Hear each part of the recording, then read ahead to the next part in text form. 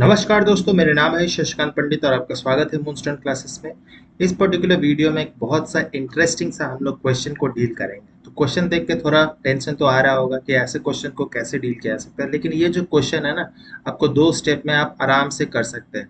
ठीक है, तो अगर ये क्वेश्चन आप वीडियो यहीं पे पॉज कर लीजिए। अगर खुद से कर पा रहे हैं तो वेल एंड गुड, नहीं हो पा रहा है तो जब मैं कर दूंगा आप वीडियो के अंत तक तो आपको आंसर मिल ही जाएगा। तो वीडियो पॉज करके खुद करने की कोशिश कीजिए इसको। अगर हो जाता तो अच्छी बात है। तो चलिए हम लोग इस क्वेश्चन को कैसे सॉल्व कर सकते हैं ये देखिए।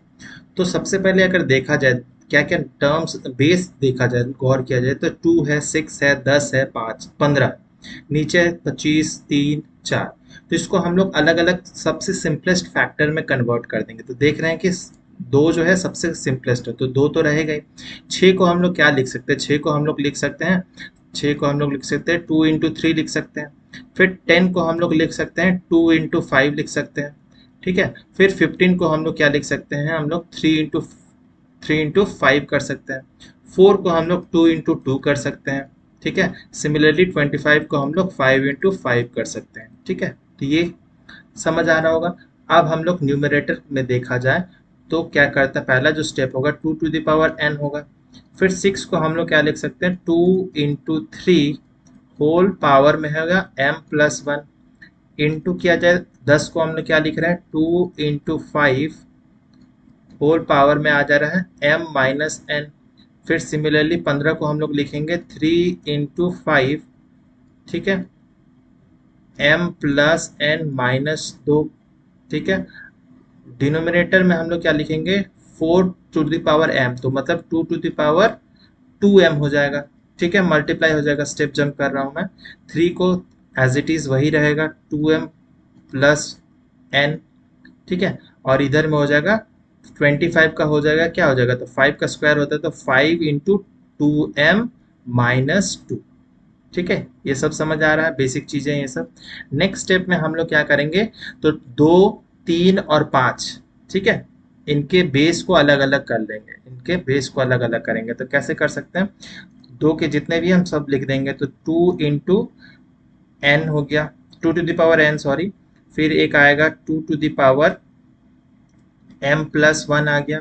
फिर आ गया 2 टू दावर m-n आ गया। ठीक है, और 2 कौन सा बच रहा है? तो ये जो डिनोमिनेटर का 2 है इसको हम लोग ऊपर लेके आ जाएंगे तो ये क्या हो जाएगा? ये हो जाएगा 2 टू दावर -2m हो जाएगा।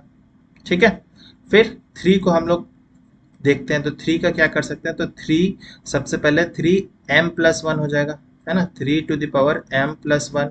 फिर 3 का और अगर देखा जाए तो यहाँ पर भी 3 है तो 3m+n-2। और ये जो डिनोमिनेटर वाला 3 है ये भी ऊपर आ जाएगा तो क्या बन जाएगा? 3-2m-n हो जाएगा। साइन का बहुत ध्यान रखना होगा।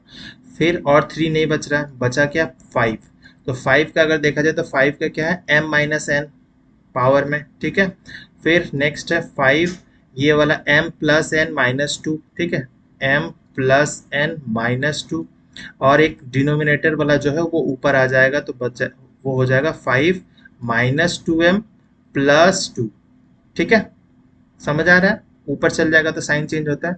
अब हम लोग 2 को देखेंगे, फिर 3 को देखेंगे और 5 को देखेंगे। ठीक है, नेक्स्ट स्टेप में क्या होगा? तो 2 टू द पावर देखिए यहाँ पे बेस सबका सेम है तो ये क्या हो जाएगा? ऐड हो जाएगा। तो 2 टू द पावर क्या होगा? n+m+1 प्लस m-n-2m हो गया।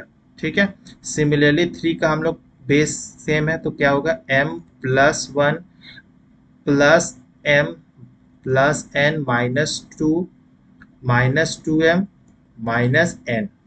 ठीक है, सिमिलरली 5 का करेंगे, बेस सेम है तो हो जाएगा, ऐड हो जाएगा m-n प्लस m+n-2 -2m+2। ठीक है, अब हम लोग देखते हैं तो देखिए यहाँ पर प्लस n है और माइनस n है, कैंसल आउट हो गया। यहाँ पर प्लस m 2m हो गया और ये हो गया -2m, ये भी कैंसल आउट हो गया। बच क्या रहा है? 2 to the power +1 that is equal to 2 ही होता है। ठीक है, सिमिलरली 3 का क्या होगा? m+m 2m हो गया और ये -2m से कैंसल आउट हो जाएगा। n और ये प्लस n और माइनस n ये भी कैंसिल आउट हो गया। बच क्या रहा है? 3 टू द पावर +1 -2, तो ये हो जा रहा है हमारा 3 टू द पावर -1। सिमिलरली 5 का अगर देखा जाए तो 5 ये वाला प्लस एम है, ये प्लस एम है, 2m हो गया, तो ये -2m से cancel out, -n plus n से कैंसिल आउट, -2 + 2 से कैंसिल आउट। ठीक है, तो ये क्या हो रहा है 5 टू द पावर 0। तो इसका आंसर क्या हो रहा है हमारा finally 2 into 3 to the power -1 है, तो ये हो जाएगा 1/3, और 5 टू द पावर 0 जो होता है वो 1 होता है।